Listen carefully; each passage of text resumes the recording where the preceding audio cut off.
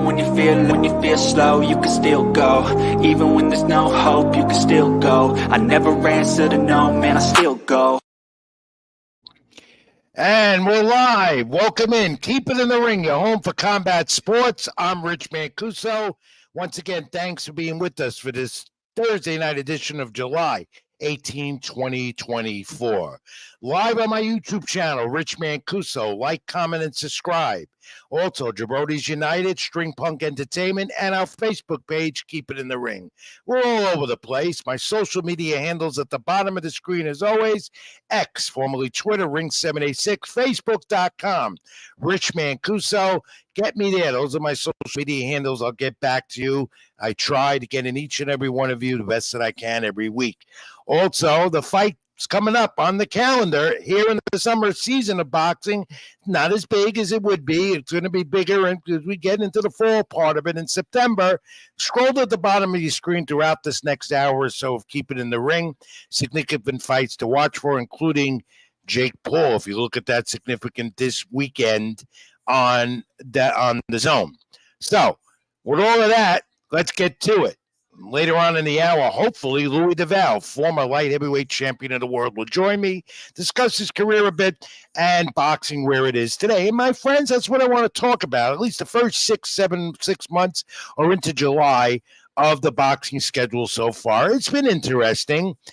You'll read my column. We posted up later tonight more in detail on this on NewYorkSportsDay.com and String Punk Entertainment Sports. You know, for the first 6 months, June into July, we've had the upsets.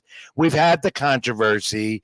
We've had that controversy with O'Shaquie Forster losing the featherweight title because of 3 blind mice at ringside a few weeks ago. We've had some unification fights, and of course, that never holds. In boxing, it never does. As what I say, it's boxing politics. We have the increased proliferation of the streaming networks that are dominating the sports. Among all the promoters, you can see boxing almost every week. Fights are still being made with the megastars. The promoters are trying to work together, yet we still need reform with boxing so everyone is on the same page. When you say boxing's not healthy, I give you an argument. Indeed, it is. It's just that the average boxing fan knows what's going on. It's the purists that know what's going on. It's getting the novice into it. Those are the people that go to the mainstream sports and don't look at boxing as that viable option to watch anymore, like it was many years ago when boxing was on the front and back pages of newspapers. Now you find it on social media. In fact, as you know, more than one occasion, controversy sparks, fights are being made because fighters use social media as their active forum in putting a fight together. Let's face it, Devin Haney and Ryan Garcia did that earlier this year, built up for a year. We see it a lot with Canelo Alvarez as well. Anyway, I want to just briefly touch on the first 6 months or so of the boxing calendar and how it has progressed. And again, I'm going to say, despite the controversy, despite some bad decisions, the sport is healthy. There's a lot of money in it. Your mainstream fighters are making money, if not off the streaming networks and the promoters, but with pay-per-view. And a good amount of money it is, though pay-per-view is not as strong as it once was in the sport. Numbers are down. The unification of the heavyweight title was a top part of the boxing calendar so far. Alexander Usyk and Tyson Fury. And indeed, they'll do it again on December 21st in Saudi Arabia for that undisputed heavyweight championship of the world. You know, the first time we've had one since Lennox Lewis in the year 2000. So look at Tyson Fury again and Alexander Usyk. And Fury and Usyk had a brawl. It was a good heavyweight title fight. And they'll do it again. It's in demand to do it again. In fact, there might even be a trilogy if Usyk and Fury want to settle it once and for all a third time. Remains to be determined. Let's see what happens in the rematch December 21st. But that, my friends, one of the top fights early in the boxing calendar this year, along with watching the heavyweights in the division, always the face of the sport. And basically, if the heavyweights are not the face of the sport, boxing is not where it should be. The purists will always say that. In the days of Muhammad Ali, in the days of Larry Holmes and Joe Frazier and all those other greats, Ken Norton and so forth, they were the face of the sport, the heavyweight division, but no more. Instead, now we have Anthony Joshua looking to get the title back. And Dubois, they'll fight later on this year in September. The youngster, Jared Anderson, with Top Rank, who'll be on the Jake Paul card, I believe, this weekend. And then you look at this young man who's marketable, gearing towards being number one as a top pound-for-pound fighter in the business. He's looking to unify with more mega fights ahead. And that could be this guy, Gervonta Davis. We've seen Gervonta at all the times at his weight, at 140 or even 135, the left. And he did that the last time he fought out against Frank Martin, the 8th round knockout. He's exciting. He's exhilarating. And he will draw fans. He does that. And his pay-per-view numbers, and he fights on pay-per-view, are pretty respectable, but not breaking the $1 million mark that used to be a part of the trend with boxing pay-per-view numbers. But Gervonta Davis is going to be looking to unify the title at 140 or 135, whatever he's comfortable at. Shakur Stevenson would be the mega fight. That's what he's gearing at. But Lomachenko stands in the way. Lomachenko has acquiesced and said that he was willing to step aside to see that Gervonta Davis and Shakur Stevenson get it together in the ring, which would be a mega fight for the sport. That could happen, my friends. Maybe not this year, but early next. And then we go this year to Canelo Alvarez again, who fights only twice a year. At 168, the unified champion in the 4-belt area. There he is, Canelo Alvarez, the pride of Mexico. Many say still not as iconic as Julio Chavez Jr. was. Now, the problem here with Canelo Alvarez, will fight again in September, and his last title defense in May, fights in May and September, successful. Is he the best at 168? The guy that could change all of that is David Benavidez. You know the story here. Canelo keeps putting that aside and says, if you give me $50 million, maybe I'll do it. Well, Benavidez, who said he's moved on and is now at light heavyweight and made his debut there earlier this year, successful, well, he's still eyeing Canelo. He hints at it all the time. At the same time, David Benavidez says he's got his eyes right now on the light heavyweight title to become a 2-time champ.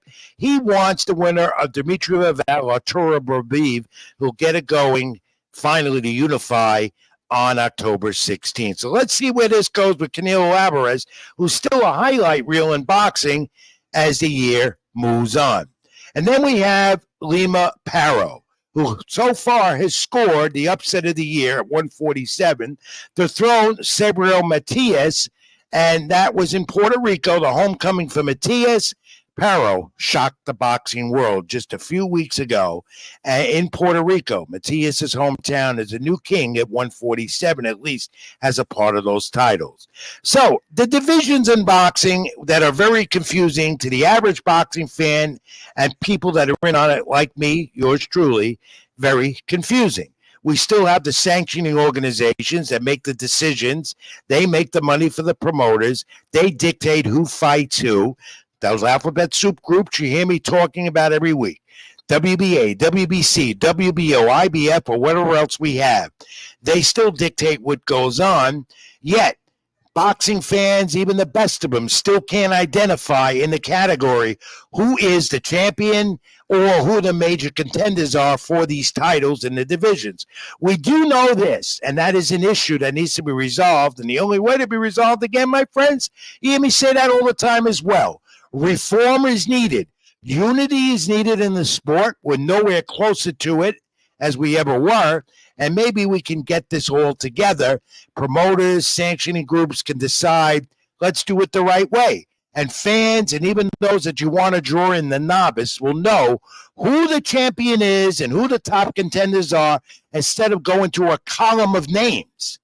Big names, in fact, that are in the sport right now and that are the future of this great sport we love, boxing, pugilism.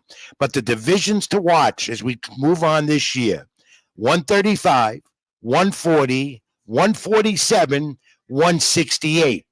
The mega fight we also had with Ryan Garcia and Devin Haney. Of course, they won't do it again. Talk about Garcia as I do every week in a moment. So, who is the champion? And of course, Ryan Garcia is not the champion because he missed weight and the title didn't change hands despite Garcia defeating Haney in April at the Barclays Center in Brooklyn, which, by the way, did not sell out. It goes to show you a mega fight like that doesn't sell out, something might be wrong. What we need is reform, and hopefully we will get it.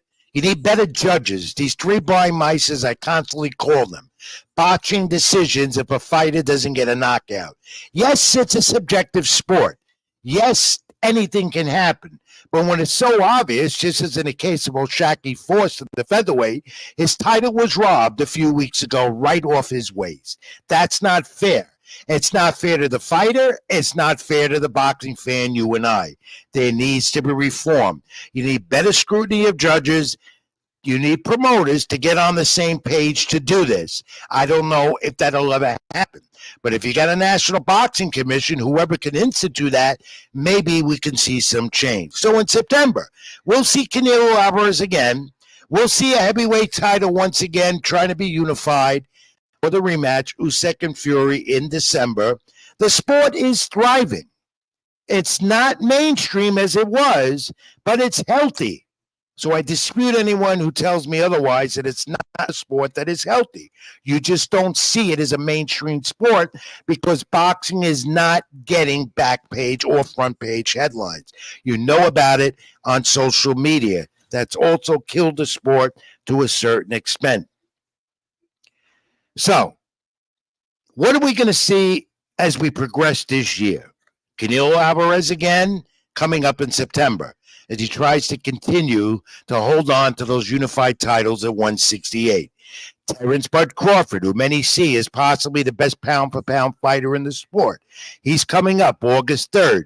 The Kings and Princes of Saudi Arabia making debut in Los Angeles on the Zone pay-per-view. Or Terrence Crawford returns. We have Usyk, the heavyweight champ.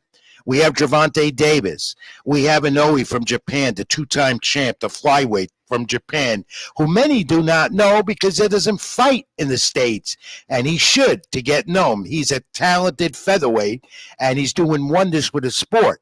But he's doing it in Japan and not in the States under the top-ranked banner, and that has to be changed for him to show where his talents are and fighting the top contenders in the division. That's my state with the sport, my friends, how I feel about it this time, 6 months into July, with more to come. More super fights ahead before the year is out. Of course, more of what you want, boxing. But please, promoters, listen to Rich Mancuso. If you can, do not conflict as you always do. Have one show at a time, not two or three together, so that boxing fans can enjoy the moment and not have to focus on the competition of the Zone or the PBC now, even with Netflix involved in this, with a billion-dollar deal in the PBC. Do them one at a time. We can't focus on three major fight shows at the same time. That happens much too often, and we get confused, and we can't focus on the superstars of the sport, the young superstars of the sport, my friends, that deserve the attention by themselves, not that you have to compete and watch three fight shows at the same time. What are your thoughts? Like, comment, and subscribe to my YouTube channel, Rich Mancuso, Jabrosi's United, the Keep It in the Ring page, and String Punk Entertainment. All right, enough of that. Let's look at what some of the developments briefly that happened last weekend, including the homecoming successful. Finally, for Matrimony, homecoming went right. Jerron Boots Ennis, with 18,000 plus at the Wells Fargo Center in Philadelphia, retains the 147-pound title. He's 32-0 with 20 knockouts. He stopped David Abestein in 5 rounds. Dropped him in that 5th round. Abestein was not able to continue. The punch stats here tell the story. Boots Ennis is powerful. 47% of his punches to the body. He landed 60% of those power punches. A lot going on now with Eddie Hearn, his promoter, and Matchroom. Unify the 147-pound title, that's their objective. Ennis wants Terence Crawford at 154, and perhaps that's going to occur next year. Do not doubt it, with Eddie Hearn having a hold on a lot of the major fighters in the sport, and with the zone behind his corner, that, my friends, could develop into a mega fight. Terence Crawford said on X to Eddie Hearn, world-class fighter, talking about Ennis, but the double standards, be crazy, you talk good. So they're already developing interest in possibly getting Ennis and Crawford together again, probably next year, because Eddie Hearn and Boots Ennis, their objective right now, unify the titles at 157. And then there's this young man, he's 35 years old, from the Bronx, know him well. Peter Dobson was the co-main event, or chief support as they call it, on that Ennis card in Philadelphia. He had a match here against Jallo Hackett, the co-main event.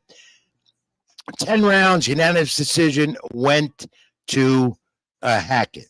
Now, Peter Dobson is a warrior. Know him well. Took Conor Benn to the limit earlier this year. World-class fighter in the UK. Peter Dobson won't quit. He'll keep going at it. He makes his own fights. Right now, he's with Matchroom, doing the business with them. He'll make his money and continue as long as he wants to. And he's a man about losing. He admitted this wasn't a great effort and that he lost. Peter Dobson's a warrior. Here we go. The first 5 rounds, 121-53, first 5 rounds, he was outlanded. Hackett did that. The judges had it 97-93, 96-94 twice. Yet Dobson, here's a credit to Peter Dobson. Why you got to love him so much? He's yet to be stopped. His fights go the route. Conor Benn, again, he took him to the limit. He's 32 years of old. He vows to continue. And he's a Bronx guy like me. We don't quit. Peter Dobson, you're a champ to all of us, no matter what the final result was. Philadelphia fighters, though, went 1 for 1 over the weekend. Boots Ennis wins, but the undefeated WBC number 2, IBF number 4, lightweight in the mix, Raymond Mortella, elevated to the main event on a Golden Boy show, 10-round unanimous decision over Philadelphia's Terrence Farmer, the former champ. 97-92, 96-93, 97-94, one of the 3 blind mice judges. The late comeback pulled them away in the last 3 rounds. That's what did Farmer in. Farmer into more total punches, though, 109-105. Mortella, though, now in the lightweight title mix, elevated to the main event.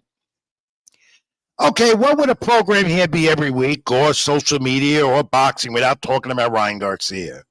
Here he is again in the news, and today he was arraigned.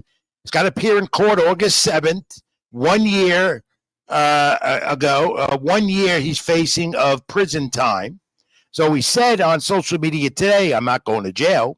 He was arraigned for destroying a very highfalutin hotel in Beverly Hills, California, earlier, just a couple of months ago. Ryan Garcia's got to appear in court August 7th and plead his case. He's being arraigned. He says he's going to rehab, and as of now, he's still not there. Here he is on social media. We assume he's there in Hawaii, relaxing, having a good time. Yet he continues to post on X, continues to make a fool of himself, what he says. He's talking about Donald Trump. Look at this tweet. Keep fighting. Obviously, I'm referring to the attempt assassination on Donald Trump, who he supports, who he knows really well. He's challenging MMA fighters every day to get in the ring with him. He's looking for action. He misses boxing. But Ryan Garcia, as you know, suspended for a year, will not be fighting for at least another year. And we don't know where his future is headed. We do know this, and I'll say it again. I'll reiterate it, and I will be advocating for it more and more. This 25-year-old has trouble. He's been told he needs help, and he needs to go into rehab as soon as he can. He's admitted to having a drinking and drug problem, and he needs help. Psychological help more important for him right now. So let's see where this spans out. But for now, he's got to go to court, and he better appear there as being arraigned August 7th in Los Angeles. If not, he does face jail time. Seeing him in the ring, though, is not happening anytime soon, unless he decides that he's going to take his business to Saudi Arabia, where the kings and princes will no doubt take him in a minute and make more money. And he has plenty of money. Moving on, Nate Diaz. Well, because he's filed a lawsuit now, he defeated Masinov, in the ring, evening the score. Masinov beat him in the cage, in the octagon. He filed a lawsuit in U.S. District Court in Miami, say he is owed $9 million from the promoter of that fight with Masinov, Solomon Engel and company, the company known as Fan Meal that had his fight on pay-per-view. Said he was supposed to make $10 million, $1 million up front of that money. Says Engel reneged on the deal.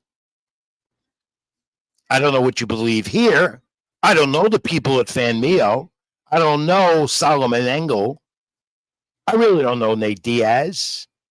So I can't tell you who's telling the truth there. But then again, why would Nate Diaz come up with a lie like that? We're talking $10 million here, my folks. Hope they get that settled. Nate Diaz is now converted to being a pro fighter. Says he's going to continue soon. How about Nico Ali Walsh making some news, making some waves? Very quiet is Nico Ali Walsh with Top Rank, the grandson of the great Hall of Famer, the legend, Muhammad Ali.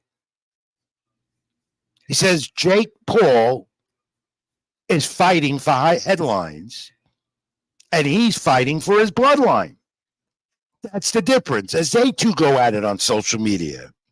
Now look, Jake Paul is a social media phenom. We know that. Fighting again Saturday. Jake Paul is trying to become a champion in the sport. Yet he doesn't fight legitimate people to say he could be the best in the world as he says. Nico Ali Walsh, under the Top Rank banner, with the exception of one loss, has got a championship future ahead. He's a fighter and a classy kid. If Jake Paul wants to go at war with Nico Ali Walsh and social media, he's making a mistake. There's no comparison. Besides the point that Nico Ali Walsh will be a champion one day, and when Jake Paul decides he's going to test the major names in the sport, whatever division he decides to fight in, he's going to find out. Boxing's a tough game. You don't play boxing, as they say. So that's what Jake Paul, who's fighting on Saturday against Mike Perry on the Zone, if you want to catch it. Just a spectacle is Jake Paul as he continues to be. His fight with Mike Tyson, the legend, 58 years old, Hall of Fame heavyweight champ, still on at some point in the late fall, as they say, maybe November, assuming Tyson passes all medical protocol that canceled his first, the earlier date where the two of them were going to fight. All right, moving on. What's the next move for this guy, Shakur Stevenson? We just talked about him in our recap so far, the first point of the year in boxing. After his last fight with Top Rank, where does he go from here? Says he's looking what's best for him, who his next option. So his homegrown company, Top Rank, wants him back, making some type of offer. So Golden Boy and Oscar De La Hoya. And Eddie Hearn in Matchroom looks like the leading candidate to land Shakur Stevenson.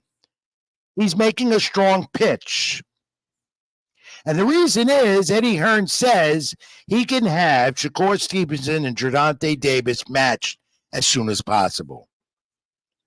So Shakur Stevenson's going to look at that, and either way you look at it, Shakur Stevenson, this young man, is going to be making an awful lot of money. He's one of those top names in the sport. And right now, the leading guy to get him is Matchroom and Eddie Hearns, who seems to be lining up all the big-name fighters under the Matchroom banner. Of course, Shakur's fight with Anton was also the most watched boxing event on ESPN this year. Credit to ESPN, still showing the free fights on your cable subscription, whereas you have to go to the streaming networks and pay a fee to watch boxing.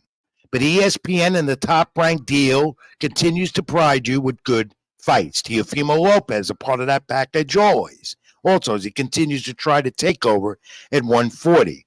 But that ESPN fight 2 weeks ago with Shakur Stevenson in his homecoming, again, in Newark, New Jersey, which he won, over 1,800,000 fans viewed the telecast in his fight. And that doesn't count ESPN Plus, the subscription service subsidiary of ESPN. So that goes to show you that Shakur Stevenson is very marketable for sure. And now we wait for his next option. Where does he go? Again, Eddie Hearn, right now the leading guy, the leading promoter to land Shakur Stevenson. This guy, Danny Jacobs, made it official during the week. He's retired after his last fight against Shane Mosley Jr. showed he no longer has it. We want to congratulate Danny Jacobs, known as the Miracle Man, who became a two-time champion, a cancer survivor, and a warrior he was. At 37 years old, his second fight in 4.5 years against Shane Mosley Jr., and remember here that Danny Jacobs did get in the ring with Canelo Alvarez and Triple G Gennady Golovkin and had tough decisions go against him. So Jacobs said during the week on social media, I'm able to say I'm the first cancer survivor to become world champion. Indeed, true. And being able to inspire others, he said, he's proud he's been able to do it. And my friends, he did that. He was an inspiration to all of us and to all in the boxing community. We wish well to Danny Jacobs, the Brooklyn-born product, the former champion cancer survivor, in his future endeavors. Proud to know him, proud to cover his fights, and the boxing world indeed was proud to have him. Hopefully he sticks to that decision. Matchroom Boxing again, and Eddie Hearn, well, they continue to make fights. In the fall calendar, added for August 31st, in the late summer calendar, rather, in Los Angeles, on the Zone, super middleweight Diego Pacheco, undefeated at 21-0. Pacheco is the real deal, as they say in the sport. Watch him. He's going to make a move. Canelo Alvarez, maybe. That's a tough division at 168. Pacheco continues his move. Rocky Hernandez, Dalton Smith at the Dignity Sports Park, Saturday in August 3rd in Los Angeles. Look forward to that. And congratulations to Chiquito Gonzalez, 37 years old, the veteran. Headed to the Hall of Fame one day soon. He continued his quest. Homecoming in Nicaragua. He wants to be a champion again. After 9.5-year layoff, 10th round TKO this past weekend. What a warrior Chico Gonzalez is, Chocolito as he's known, at 37 years of age, still making boxing history. And when you talk about a fight that happened earlier this year, how about Sebastian Fundora? I bypassed this. Was he the Cuban monster? Where Sebastian is like the hurricane. He's the monster. Tall, lanky, young man, became a champion, defeated. He did his job. He did what he had to do, and he knocked off Tszyu.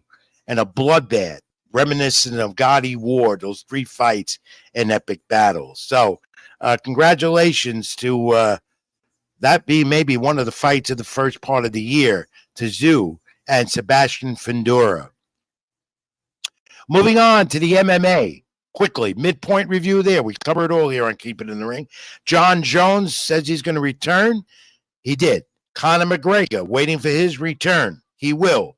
Bellator back in the picture in the second half. And John Jones with the big punch Saturday finished Joshua Van in the 3rd round at the UFC event, MMA. First fighter to win 3 UFC fights this year. Congratulations to John Jones. More to come.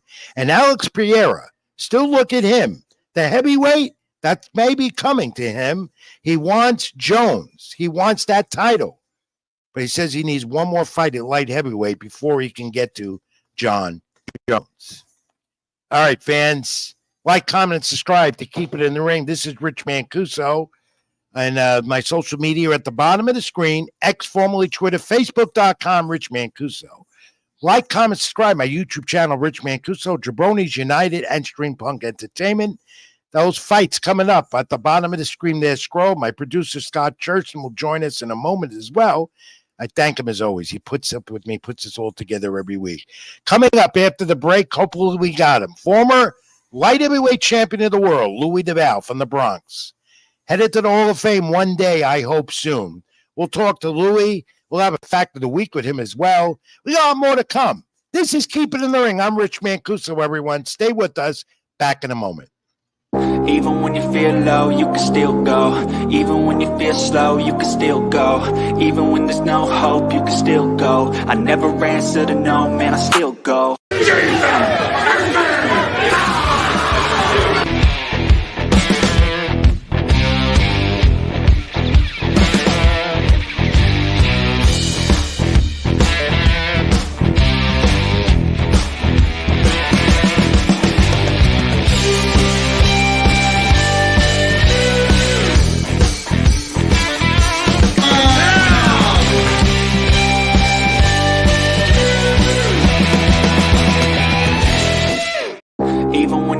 Low, you can still go. Even when you feel slow, you can still go. Even when there's no hope, you can still go. I never answer to no, man, I still go. All right, Scott, take an extended break again. We're trying to load up Louie DelValle. Stay with us, fans. We'll get him back in a moment with Keep It in the Ring.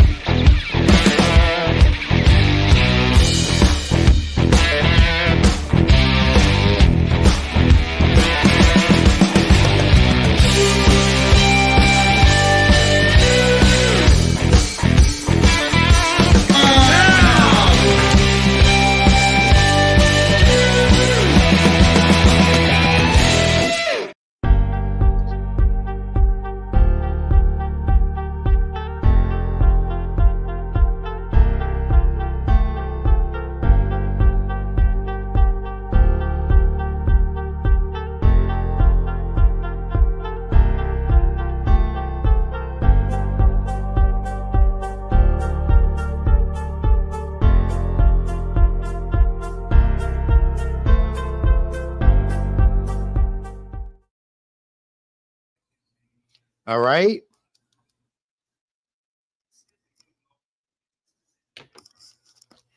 All right, bear with us, folks, and we're trying to line up Louie DelValle. I want Louie DelValle on the program. He's going to be on the program. He's having trouble logging in, so this is live. We do encounter this stuff from time to time, lining up guests or whatever. My great producer, Scott Churchman, is trying to line this up as well as I am. I just spoke to Louie. He's just having trouble logging on right now. Let me background everyone on Louie DelValle's career. Former light heavyweight champion of the world, also a cruiserweight.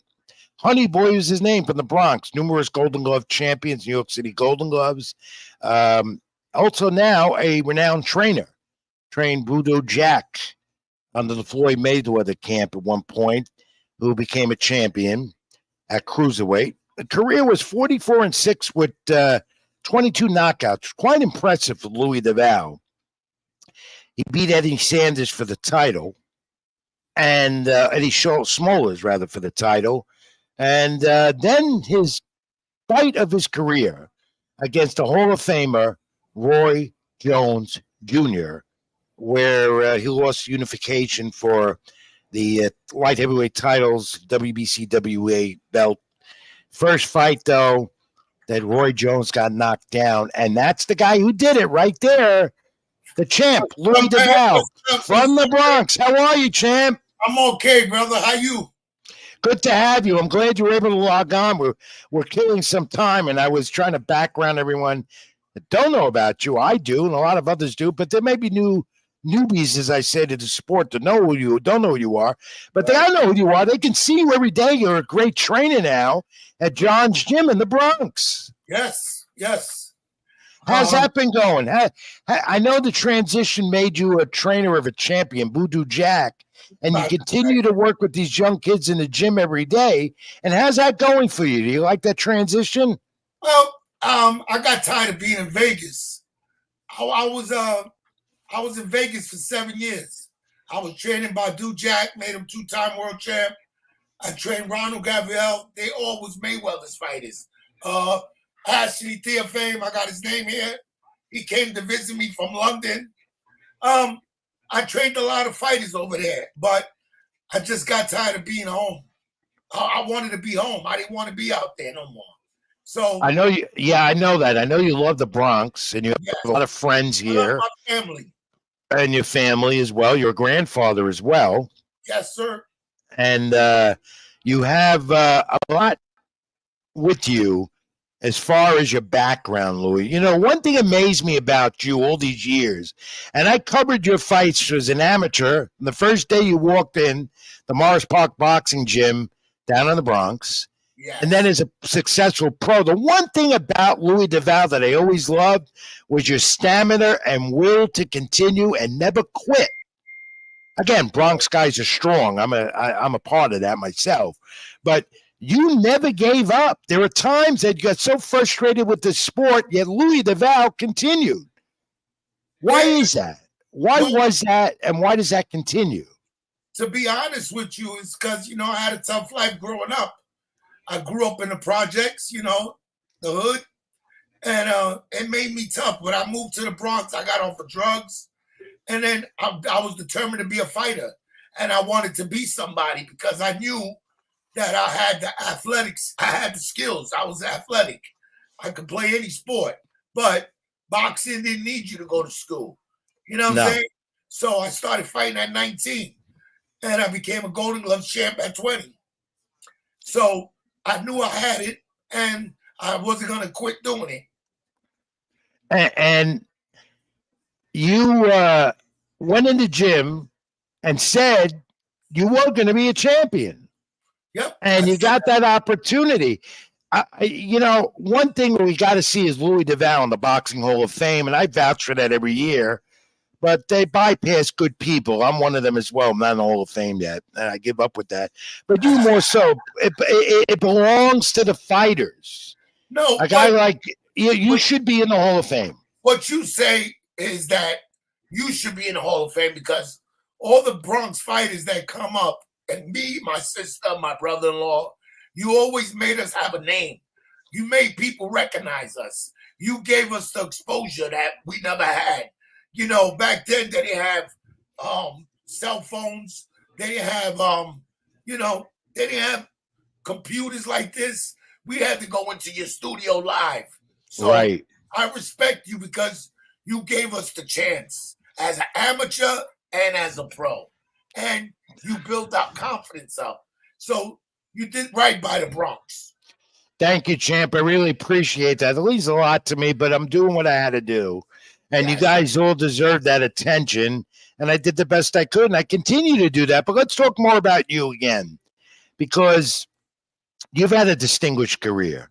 Yes. And you went in there and you meant business. You won the title, but people have to take a look. It's on YouTube. Most of your fights are on YouTube, yes, including this one with the Hall of Famer, the former light heavyweight champ and cruiserweight champ and heavyweight. He turned heavyweight. That guy, Roy Jones Jr., who you put down on the floor for the first time. But go back a bit, Scott. We're gonna roll back. We're gonna roll some of that footage of Scott. Can you roll some of that and show you some of this footage? And you could talk about it. Go ahead, Louis. No, I really want to talk about the fight before that and the fight before that. Remember, I fought for the title 5 times. I only lost once, and I lost with knocking Roy Jones down. The other fights I got robbed. I fought Virgil Hill, 22-0. Right, you fought the Olympic. You fought the Olympic silver medalist of 1984. I'll talk more about him next week because we're coming at the Paris Games, the Summer Olympics start next week. But the Virgil Hill fight was controversial. Yes, it was. I fought him in his hometown. I dropped him for the first time. Virgil Hill had 22 title defenses. I only had 22 fights. So that was the biggest fight of my career. I should have been champ and should have been undefeated. Then I had Yeah. What made you become such a great puncher as you were against guys like Virgil and again Roy Jones? Lou DelValle always had power. We knew that. It Always had wasn't the skill. power. We knew that. But what got you with the tenacity to get those guys to put them down? What It did wasn't it? power. It's technique. Remember, I told you I was an athlete. I threw a baseball. I could throw a 90-mile-an-hour baseball. I could throw a football like a quarterback. So was my left hand, and I was a southpaw. I was very smart. I knew how to use my strengths against the right-handers. And my 1-2, I call it a 1.5 because it's so fast. Mm. And that's how I get them. I snuck it in. You know what I'm saying? Yeah, let's take a look. Let's reminisce a little bit and look at some of this footage here. I got robbed this fight. Yeah. That's the fight against Virgil Hill. This is in his hometown. Mm. Yeah, I didn't cover that fight. So I dropped him in the second round. The bell. Right. And there you are. And that's your classic stance there. And again, I mean, your footwork was great. Your defense was excellent as well. And again, you had that ability to come in on a fighter and finish the job. He had 42 fights. He was 22 title defenses. He had more title defenses than I had fights. I only fought 110 round in my career. And I fought in his hometown. And Virgil Hill was ever so popular as well. Yes. Had a great following. And I know you two, they didn't have social media back then, so there wasn't that vicious animosity that exists today. So the two of you complemented each other very well. Turned out to be a good fight. Yeah, you got robbed, but go back to the Roy Jones Jr. fight. Yeah. How was it getting in there with Roy Jones Jr.? Oh, man, forget it. It's like trying to catch a fly in the air. You know what I'm saying? What made it so difficult to fight Roy Jones Jr.? You and every fighter that fought him said the same thing. His speed and his power. His speed made power. He was so fast. I never seen nobody that fast before. He had the speed and he also had the power, which is a great attribute for any fighter, and he became that great champion. When you put him down for the first time in his career, what was going through your mind? Can you reflect on that a bit? Well, when he went down, I still was frustrated the way I fought because, I had almost a year layoff. And, he took the fight at short notice because he replaced somebody else. I think it was Reggie Johnson. I don't know who it was. So I took the fight at the last minute. So that's what I'm mad about. But I can't take nothing away from Roy. I predicted to the Post or the Times that I was going to drop him at least twice. I remember you telling me that back then too, that you were going to do that, and you did. Yeah. And there you are. The grappler you were there. Was that because of a butt or a legitimate cut? That was a headbutt. Right. Which most of the time will slow a fighter down, but it didn't slow you up, Louis. Yeah, I know, but he's great. You can't take nothing away from him. That guy was great, and I wanted to see how great I was. I could have took another fight, but I wanted to win all 3 belts, and I thought I had that chance with my left. I thought I could have put him down twice. Was there a pitch to fight him again? Yeah. And what happened? How come that fight never happened again? He never wanted to fight me again. Because he knew. Yeah, definitely. Louis DelValle, the former light heavyweight champion of the world from the Bronx. He's known as Honey Boy. How did you get that nickname, Honey Boy? I got it from my first trainer. I was very cocky, and I always wanted to spar, and I just started fighting. And one day he comes up to me with his soft voice. He was a killer. Ulysses Jimenez. He was a killer. But I remember the late Luis Jimenez. The Morris Park gym. Yeah, he was old school at its best. So he was so smooth. He'd say, like he was punch drunk. So he would go, Louis, I want you to get a taste of honey. So I didn't know what he was talking about. So when I went in there, I got my ass kicked because I was cocky. So when I got my ass kicked, I said, oh, this is a taste of honey. So and then when I got better and better, he used to come up to me and say, Lewis, I want you to give him a taste of honey. And you did. You did. And that's why I call myself You did. Champ, you worked with Floyd Mayweather Jr., the Hall of Famer, undefeated, great wonder for the sport. You lived out there in Vegas a while. You helped him with other fighters, including Gervonta Davis, if I'm not mistaken, right? I never worked with Gervonta Davis. No, but you worked with some of his fighters, though. Am I correct? I worked with 1, 2, 3, 4, 5 of his fighters. That was Floyd. Floyd was the promoter. And you trained the champion, Voodoo Jack. Yeah, and I had Ronald Gabriel. Right, Ronald Gabriel. And Voodoo Jack, you were very proud of Jack when he won that title. Right. You groomed him to get there. You were very proud of him. And you led him to that title, and then he lost it. What happened? Are you still working with Voodoo Jack? No, he didn't lose it. What happened was he won the title. Then he kept getting draws and all that. Then he won the light heavyweight title. So when he won the light heavyweight title, he gave up the light heavyweight to fight for the super middleweight. He fought Floyd like 3 or 4 times. We got draws. You know what I'm saying? We kept getting robbed because I know. I remember. Yeah, one of those. I do remember one of them was a draw. I forgot who the fight was, or even where it was. Yeah, about but I do remember. One of those draws definitely should have been his win. Yes. So I remember that. I remember that correctly. What made you work with him so well? What happened was we had history together in Florida. He came from Sweden, and he was with a company that I was with. So I was the trainer. The company went down. If he didn't get a manager, he had to leave back to his country. So he got a quick manager. He was only 4-0 as a pro. So he got the manager, and he said the manager wanted him to go with Eddie Mustafa. So I said, I'm going back home. So I went back home. He got signed with Mayweather because Mayweather liked him. He won 16 in a row, and then he got stopped on Showtime.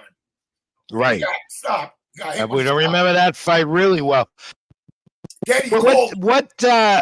Yeah, and he called you back, right? No, he begged me to come down. I felt bad. I went there, and that's all he wrote. Give your opinion briefly, Champ, about working with Floyd Mayweather Jr. What type of a fighter, businessman was he? Well, I think he's pretty good business because he got a lot of good people around him. I know one thing. Nobody can say this about Floyd. He is not cheap. He's a promoter. We know that. He's a promoter that gave me a $30,000 check when Voodoo Jack won the world title. Very good. That's not including my paycheck.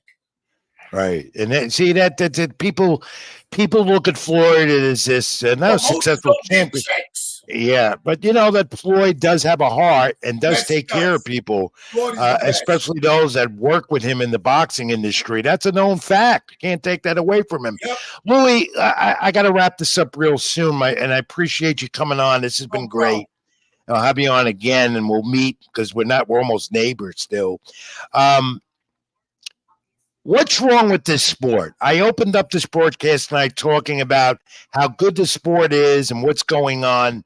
You have your views on it. You come from the old school age, almost just like me, but relatively new as well.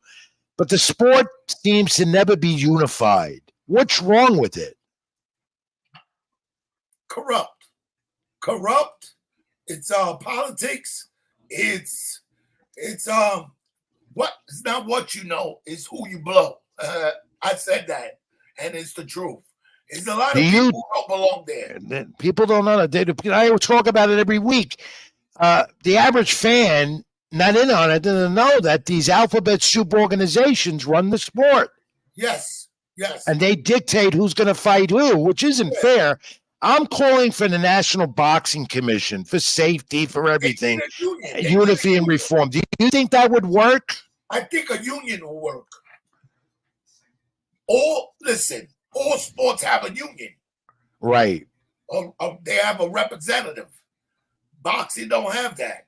No. If I tell you stuff I've been through, you'll go crazy. Right, because former fighters like you, they not only could be the best judges at ringside, most of all don't have pensions like other sports and athletes do, or a normal working person throughout their career or lifetime. They have no pension. So if you don't save money after the long, distinguished fight career and getting battered in the ring, if you don't save it and put it in the right spot, class in points. So many fighters go broke and are on the street. Fortunately, that's not you, because I know you put your money in the right place. I wouldn't say that, but I know I did a lot of good things, and I'm living a good life. Yeah, you're comfortable. That's what counts. And you're healthy, which is even more important. Or you wouldn't be in that gym every day. You wouldn't be in that gym every day being involved with the young people you are and training them to become future champions as you were. You're giving back to them, basically. I know what you're doing. Exactly. You know, I don't want to deal with politics, though. You know, that's my problem. I want to make pros and, you know, sign with the right people, and that's it. I don't want to be down with one promotion and the other promotion keeps giving us the finger. You know Quickly. I'm going to mention some of the promoters' names. Some you were involved with, some of you weren't. I'm getting Floyd Mayweather out of this. Just briefly, give me your opinion. Don King. I don't really know, because I was with him, but he never got me the belt title because he was under pressure with the lawsuit. But he did me good. Bob Arum. I think he's the best in the business. I agree to that. He gets Eddie Hearn now at Matchroom. Eddie Hearn is pretty good too. Okay. He takes care of his European fighters. All right. And how about Golden Boy Oscar De La Hoya? Pretty good too. Anyone else that I might have missed that you can comment about? Al Heyman takes care of his fighters. PBC always does. People don't see Al Heyman in the background. But he's been very instrumental in a lot of champions, and now has to deal with Netflix after Showtime went out. He's a very Louis, man. This has been a pleasure, but I'm not going to let you go. Every guest of mine has to get the fact of the week. Are you ready? It's not trivia. I'm going to throw something out. You try and get it the best you can. Okay? Yes. You're not a winner. You're not a loser here. Just try it. All right? Here we go, Louis. Listen carefully. Fact of the week with the former world champion, Lou DelValle. The ring general. This is the big one, son. This is the fighter who said that. Said this was a trainer, okay, who said this. He was known as a ring general. This is the big one, son. Now get the hell out there and run. Who is a trainer? You're a trainer now. Who said that? What famous boxing trainer said that? I don't know. Angelo Dundee. You got it. These fighters know their history. Angelo Dundee, yes, said that to Muhammad Ali. Then he was known as Cassius Clay in the first Sonny Liston fight. Nice. Story goes, Dundee washed Ali's eyes, who claimed he couldn't see, and they wanted to take off his gloves, Ali, and he couldn't do it. He also, of course, Angelo Dundee also trained the famous Hall of Famer, great champion, Sugar Ray Leonard. Yes, he did. So yeah, Angelo Dundee, the ring general. Wow, Louis, you got it. All the fighters get my facts of the week. Congrats, my friend. Take care. God bless. This was great. Thanks for joining me. I'll be in touch. Continue the great work with the young kids in the John's Boxing Gym in the Bronx, where people can get. Is there any way that anyone can get in touch with you on social media? Well, look up John's Gym, and I'm in there. Okay, and hopefully your day and call will come to be the newest member inductee in the Boxing Hall of Fame. I hope it happens soon.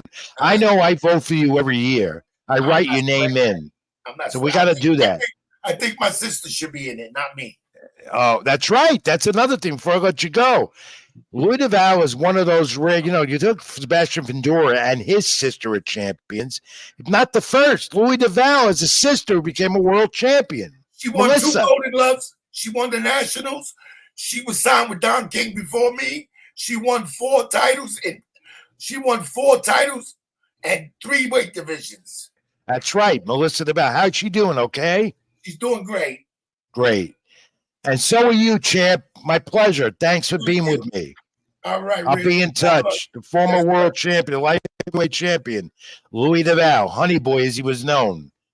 Great having him on. I'm glad we connected. Hope you enjoyed that. I certainly did. We reminisced and also gave his views about some of the things in the sport today. Credit to the sport of boxing. All right, let's continue with Keep It in the Ring before we take a final break and wrap all this up. Because it's pro wrestling time. We got to talk that. August 3rd upon us soon. SummerSlam, Cleveland, Ohio.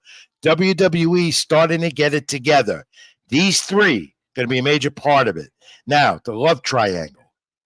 Mommy, Rhea Ripley, Liv Morgan, the champ, Dirty Dom Mysterio. It's culminating. It's getting close. The SummerSlam match will be signed. But still, Rhea Ripley has not been cleared to wrestle yet. So let's see where this goes. But good angle. Again, creative with WWE and Triple H with these 3. It's much watched theater on Monday Night Raw. And CM Punk and Drew McIntyre. Will it happen? Or Seth Rollins getting involved to make this a triple threat at SummerSlam? Because Punk reportedly still not cleared to wrestle, expected though to be for the August 3rd SummerSlam event. Drew McIntyre's become a vicious heel. Never happy. Love the character though. The fans can't stand him. Once one of the most beloved heroes in WWE, no more. Yet CM Punk gets more cheers. And CM Punk one day could be heel again. He's good at that as well. SummerSlam match to be determined. What do you make of Chad Gable and Uncle Howdy?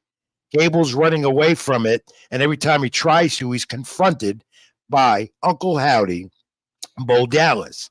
More of that on Monday Night Raw this week, and more coming up next week. That Uncle Howdy gimmick with Bo Dallas, of course, the creation originally of the late Bray Wyatt, his brother, and it's going real well. WWF is riding a high as they go into the end of the year, where Raw moves to Netflix and so does SmackDown and all those changes on the networks. A lot of money involved, but they're living up to expectations, what they're supposed to do. Congratulations to my buddy and colleague in the business, Joe Tessador, who's now going to be the newest commentator, WWE at ringside. Probably Monday Night Raw is where they're going to put him. Don't know you have to be there, or SmackDown. Going to be a great addition to the WWE commentary team. Joe Tessador, of course, known for his boxing talent, calling the fights at ringside for ESPN, college baseball, college football analyst, and so forth. Congrats, Joe. You deserve it, and you're going to do well. And now we go to AEW briefly. You watched Dynamite last night. You saw a classic old school 1 hour match. Old school because it went 1 hour. MJF, champion again, international title, takes it from Will Ospreay. Great 1 hour match on AEW Dynamite. The best part of it, my friends, as you know, and they go to commercial break, they go picture in picture so you don't miss anything. The right thing to do. You know, MJF striving to become their champion again, world champion, and he will. He is as vicious as heel as can be right now. And Team All Elite and Darby Allin with his entrance last night from the Raptors, really, really good. And Team All Elite and AEW going at it, leading up to All In at Wembley on August 21st.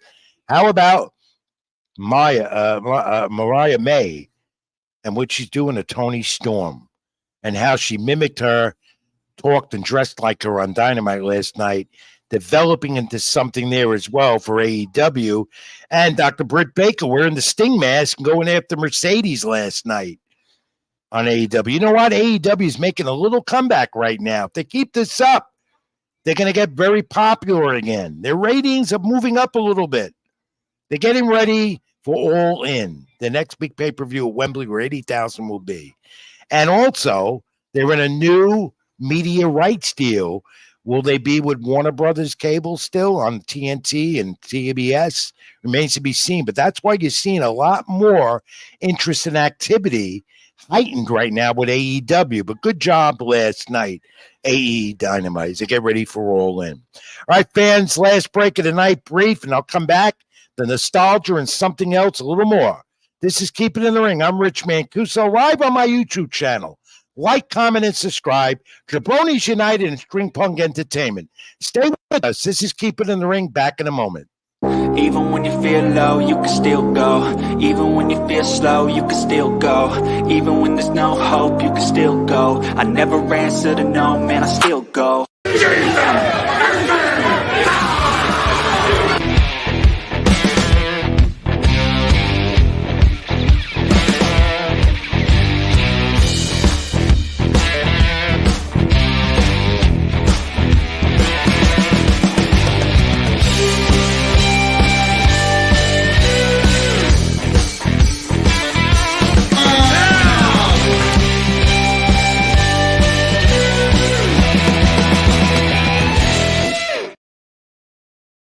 Get ready for pandemonium. October 12th will be here sooner than you think. ACW Jason Knight. More on the program about that in the weeks to come, my friends. I'm looking forward to it. I'm going to be there again, calling the matches at ringside. Nostalgia time here at Keep It in the Ring. Thanks for being with us. We're almost done here this week. July 18th, 1951. There it was.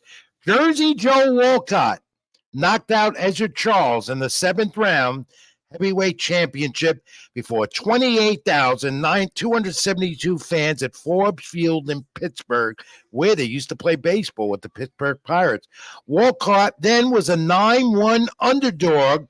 His 5th attempt at the title, was the oldest to win the heavyweight title then, before George Foreman did it and beat Michael Moore at age 45 in 1994, if you remember that. The left hook to the jaw. Fight of the year at the time, Jersey Joe Walcott against Edward Charles for the heavyweight championship. And that was classic boxing in the old days. That was a fight. Of course, I wasn't around live to see it. Seen it many times on video. If you can, do it. It's on YouTube. You can catch it. A lot of the nostalgia fights I come up with come out of YouTube. So if you're a fight aficionado and love the sport as much as I do, check that out. That's one of many great ones. More next week. I enjoy doing this, and I know that you do because I get your comments about it all the time. And finally, with the Paris Summer Olympics coming upon us next week, boxing once again will be on the schedule. Again, not going to be very, very much in the limelight. On Peacock, NBC, you might just see highlights. But there I was in 1984, the last time the Summer Games was in Los Angeles. I was a part of the U.S. Olympic team, America, working the boxing venue. And there I was able to witness history. That Olympic team in 1984 boxing team achieved history with gold medals and silver medals. You heard Virgil Hill, Louis DelValle a little while ago on that segment. Well, you had, coming out of here, Pernell Whitaker. You had Virgil Hill. And you had Terrell Biggs, and Evander Holyfield became heavyweight champion of the world. Many of those fighters became champions out of the 84 Summer Games, the Olympics. The last time the U.S. boxing team achieved such success in gold, silver or gold, was that 1984 team in Los Angeles at the old LA Sports Forum. That was the venue.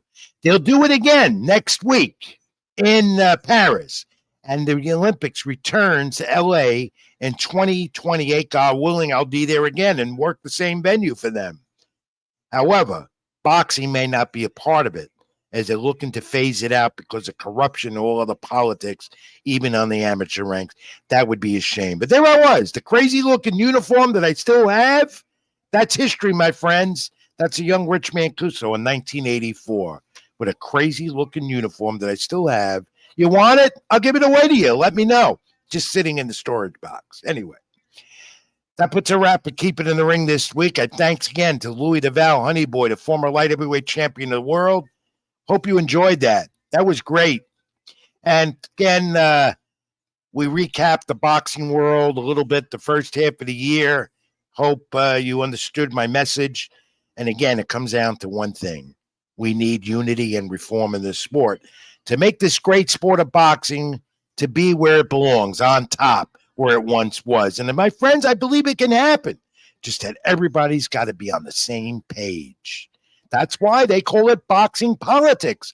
Because after all, in this political season of 2024, it is politics, isn't it? Thank you, Scott Churston, for putting this together. As always, puts up with me each and every week. Social media to get me, X, Ring786, Facebook.com, Richman Cuso. As we're seeing live on my YouTube channel, like, comment, and subscribe, fans. Please do that. And also, Jabroni's United and String Punk Entertainment. Back with you next week, probably same time, live, 8 p.m. Eastern. Hope you be with us, and hope you have a great week. Stay cool in this hot weather. Be good to each other. And most of all, God bless. I'm Rich Mancuso. Thank you for watching. This is Keeping in the Ring. Thank you. See you next week.